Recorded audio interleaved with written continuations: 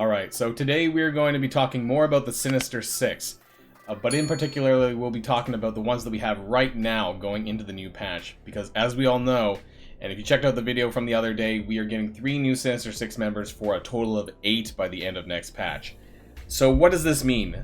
Well, unfortunately, it probably means that some are going to be going to the chopping block and might not make it through to the other end. And in order to figure out who those people are going to be, we got to take a bit of a look at what they offer to the team as a whole and who you might want to keep around. Now, this video isn't going to be discussing Doc Ock, Swarm, or Electro in any great detail, but largely focusing on the existing 5 Sinister Six members to give you guys an idea of what my thoughts are on it all and who I plan to carry on gearing up into the patch. So without further ado, let's get into it. And here we are with my Sinister Six roster, and as you can see, they are all maxed out at 7-star, but unfortunately, I haven't been all that lucky with certain characters. So you can see here at Shocker at the end here, tier 9, but I only got 2 red stars. He's actually one of maybe 2 or 3 characters that only has 2 red stars. I think I counted everyone, and like, for some reason, I just never really seem to have pulled them any other time, and that was a bit shocking. And same with Vulture, also sitting at 3 red star here. I did get really lucky here with my Green Goblin, though. I got 5 red stars here for Green Goblin, and Mysterio and Rhino are both sitting at 4. So what we came here to talk about, though, is who are you going to want to keep, who are you going to want to continue leveling up, and, you know, what investments are worth making. Now, at the outset, and you might have seen this in the JPEG or the thumbnail photo, is I think Shocker is unfortunately going to get the bench. I think that because we know now, if you guys have seen the video that I posted out about Doc Ock and his kit, that Shocker is going to be the #1 summon on the field for him. And given that he acts like Sinister's clone, if you do max out his summon ability with orange T4s, you're most likely going to be getting a 7-7-7-5 Shocker out of that. So what's the point of really leveling up yours if you don't need to, I guess is the idea. So Shocker, the main reason why you would want him is because of his buff on his special, and that gives everyone offense up to everyone, and himself for 2 turns, and then offense up to all for Sinister Six. So a lot of people did invest into this one with the T4s, but hey, you know, if you haven't done that already, then what's the point? You know, like, why would you need to bother doing that when Doc Ock's summon can do the work for you?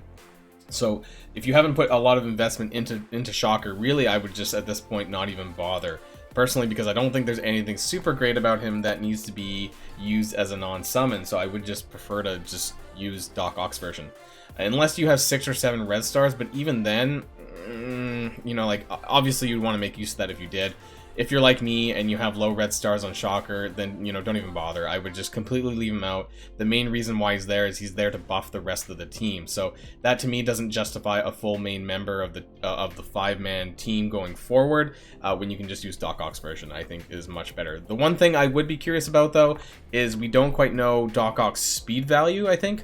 So in terms of the turn order for the team, I am kind of wondering, you know, how where things will line up. If it's going to line up the same as it does currently with Shocker. If Doc Ock is faster than original Shocker, then it should be fine. So it really depends on there, because I think Shocker's speed is actually fairly high here at 113. That's maybe a little bit above average. So normally when he gets off, his special is quite important to the rest of the turn order for everyone else, and possibly for the new characters coming out as well, Electro and Swarm. So we'll have to see for that. Now, the next on my chopping block list, again, you might have seen from the photo, I personally think is Vulture. Now, you might be able to make an argument for any of these characters if you have 6 or 7 red stars or something like that, but if you don't, then I think definitely a bit of the chopping block for me. Vulture doesn't really have all that of an impressive kit, in my opinion. His basic, you know, is just damage, and he gets a little bit of extra damage if, you know, if the enemy has negative effects, but other than that, not really. And the special is okay if you're going against City Heroes, so you do get some offense down here against City Heroes.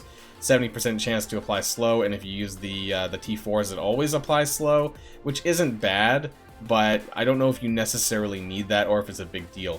And in terms of war, which it seems to be that their focus is going to be aimed at, especially when using Doc Ock, I can't really think of a lot of City Heroes on the defense other than defenders, and most people, especially in the mid to late game, aren't even really using defenders all that much on the defense because they don't really seem to hold. So unless there's other City Hero characters down the line, I don't know if Vulture really needs to make this list or not. So His ultimate's okay. You know, he does reduce speed bar by 20%, and that's, unfortunately, it's just kind of low. You know, 25% if you put the T4 in, but to me, it just doesn't justify enough with these long cooldowns to really want to put him in here. And his passive, again, is okay. It has to do with City Heroes, some more of that. So I just, unless maybe the Young Avengers become a more, you know, a war defense team with a 5th character potentially, I just don't know where I'm going to want to fit Vulture into my team. So personally, you know, I guess that makes it really short in this case. You know, I think Shocker and Vulture for me are they're gonna hit the bench. But I will say why I do want the others, and we'll start with Mysterio actually. So Mysterio is getting a rework. If you guys saw any of the notes related to the patch coming, that Mysterio is getting a bit of a rework with regards to his special. So in War, his special is actually going to use do 2 turns of ability block, regardless of if they're a city hero or not, I'm assuming. And then the biggest rework is actually coming from his passive. So his minions are getting a new special ability. So these Mysterio summons. So when he dies, he summons these. But the rework to that is that one of them is going to have a 100% chance to revive Mysterio at 100% hit points. So basically, if these summon clones, if they don't die, that he's basically going to be able to revive himself for 100% hit points, which is pretty crazy. Now, that sounds pretty bonkers on paper, and just like kind of reminds me of Domino and Deadpool in that interaction. Maybe in practice it might not be as OP, but I do think that this gives Mysterio a little bit more survivability because he's kind of not really had that there. And what's actually pretty cool about Mysterio is that he has it on his passive as well, 2 deflect to all Sinister Six allies. So if he dies and comes back, then he could get more deflects to the team and things like that. So it could actually have quite a knock-on effect, I guess you could say, even on the defense possibly, because if he respawns at 100% hit points, you know, that's quite good, I think. So I think Mysterio has a good chance of making the list for me. Now, of course, when we look into the full team, we need to say, okay, we have 5 characters right now. We're going to get Swarm tomorrow, or sorry, on Wednesday for the patch day. I think it's tomorrow, depending on when you're watching this video anyways. And so Swarm will make the 6th character, and now he's going to be unlocked through a campaign event. And then sometime in September, we're getting Doc Ock, and then we don't know at this point when Electro is going to be. So there's a total of 8. Now, I think the first one to hit the chopping block for me is going to be Vulture. So if you get Swarm, then you're still going to want to keep Shocker only as long as that until you get Doc Ock. And once you get Doc Ock's going to slide into Shocker's position, because then you can just summon him again, and then that's that. But I think Vulture, once I get Swarm, he'll be knocked off, and I'll add Swarm in here, and then keep the others. Now, once Electro comes out, and especially Doc Ock, so the 2 of them, then we need to decide of these 3, Rhino, Mysterio, and Green Goblin, who else is getting the chopping block. And this might depend on where you're using them, if you're using them in War Defense or in War Offense. Now, personally, I think if you're using War Offense, I don't know if you need Rhino, necessarily. I don't know if you need a tank, but he could have a bit of benefit with the taunting there. I think Rhino might be a little bit better on the offense than the defense, only because the way that he actually is loaded with both of his moves from turn 1. And so in terms of the AI, you're not going to get that taunt on turn 1. He's actually going to taunt on turn 2. But if you are using him on the offense, you get to choose. And so you could make that decision to do the taunt, the special taunt on turn 1 on the offense, which could make him a bit more valuable. And if you're fighting any characters with blind, you know, I always keep forgetting he has this because I don't use Sinister Six all that often, but they are actually anti-blind, so you could actually use them again. I don't think really many people use Brotherhood on defense and things like that, but there is that option to, if there's any characters with blind, that you might be able to use them there as well. So that's kind of cool. So basically, if anyone gets blind, then all adjacent allies, all allies get clear 1 negative effect. I thought there was something else, but he gets a lot of speed bar anyways through this too. And of course, he's got a crap ton of hit points because he gets all that from Sinister Six allies as well. So it's a bit of a toss-up here. I'm a bit of a fan of Green Goblin, though. I really like Green Goblin's passive. So on any Spider-Verse allies turn, so basically this is everyone on the team, choose 2 random enemies. If they have a positive effect, remove 1. So this can build up pretty quickly, especially if there's any fast characters on the team. And this is a good way to strip buffs on top of what we'll be getting from Doc Ock and from Electro, who has ways to remove buffs too. But I think this is a really good passive. And on spawn, apply defense down to the enemy with the most resistance. So, and then if that enemy is shield, apply defense down for 2 turns. So I could actually see Sinister Six being able to counter Coulson in them, only because there is other mechanics in them. And I think they were originally designed to do so. not the Sinister Six version, but like the Spider-Verse, when Green Goblin came out. It's been a while, but when they first released Spider-Verse, they were designed as like an anti-shield team. And I think with the combination of Mysterio's ultimate, which applies the heal block, I think there's a good chance that you could actually see this working against teams, possibly like Shield and as Guardians as well, once you add in characters like Doc Ock and Electro, because Electro does remove positive effects as well. It's unfortunate that the heal block here, though, isn't 2 turns. If this was 2 turns, this would be significantly better than it is. And this will really depend on sort of the turn order of characters, because Doc Ock does have the ability to extend all negative effects by 1 turn on his ultimate, but, you know, if this has already fallen off, then that might be less of a thing. So in terms of the 3 characters that you're going to want to keep, though, I mean, this is going to vary. I think there is no one size fits all, in my opinion, at this time. I think at this point it might depend on red stars and what you're using with them, because we do know that the Sinister Six is going to be a war team, but it's going to be flexible enough that you can choose this, whether or not it's a war offense or war defense team, and I think that's what really makes them great. So you know, some people have used them on defense in the past because they have, you know, have that variability in their kits. You know, they have a lot of burst damage, for example, you know, and then they can really blindside you randomly and you don't really think about it, and sometimes people don't take them seriously. I think Green Goblin, I actually quite like Green Goblin. Maybe I'm just saying that because I have the 5 red stars here.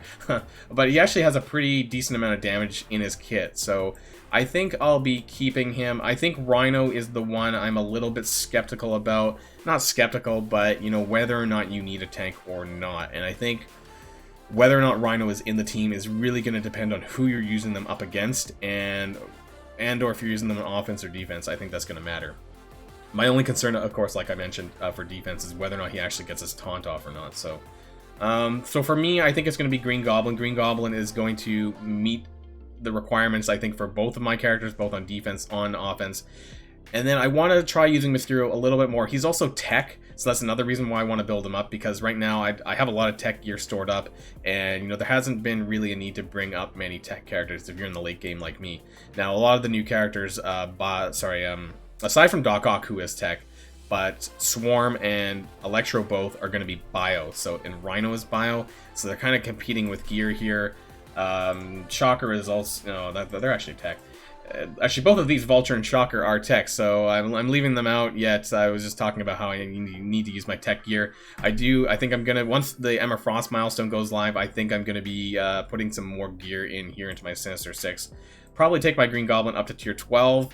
I think that's where I'm going to leave them. I'm not willing to sort of orange any character beyond maybe Doc Ock, I think, at this point, because he's legendary. I'm still kind of conservative on my orange gear usage, especially on the back of Dark Dimension 3, and knowing that Dark Dimension 4 is coming eventually, I don't want to sort of waste any orange gear. But, you know, I think if you want to take them up to tier 12, I think that's quite valid. And again, like I said, this is really going to vary with red stars a little bit, but I think you can reasonably probably cut off Vulture and Shocker from the list, and then consider these 3 as to who you might want to keep on, depending on where your red stars land, or just who you maybe like personally. But that's just my opinion of what the Sinister Six is going to be like going into the next patch. I'll likely be doing quite a few more Sinister Six videos going forward, because we do have Swarm just around the corner, who I think is going to be on a pre-offer release coming probably once the servers come back up, I imagine, with the event not too far behind that. And then who knows when Electro is going to come out, and then we know that Doc Ock is going to be coming sometime in September. And so I just wanted to get a quick blurb out about the existing Sinister Six members as we go into the patch, and hope maybe this helps some people start thinking about their own Sinister Six and what members they want to gear up for this patch cycle and who they want to leave out. And of course, you know, don't take everything I say as gospel, and if any of you have some compelling reasons why I should maybe reconsider on Shocker or Vulture, then please leave a comment down below for me to think about. Or even just let me know who you plan on carrying over into the patch for your Sinister Six team. But personally, I think my first replacement is going to be Vulture for Swarm, and then we'll see who gets released in what order after that. There will be definitely more Sinister Six videos as the days and weeks goes on, and especially as the new characters come out, so maybe my opinion will change. But this is just how I feel right now anyways. That's all for me for just now, and hope you all enjoyed the video, and if you did, please smash that like button down below, and consider subscribing to my channel if you haven't already.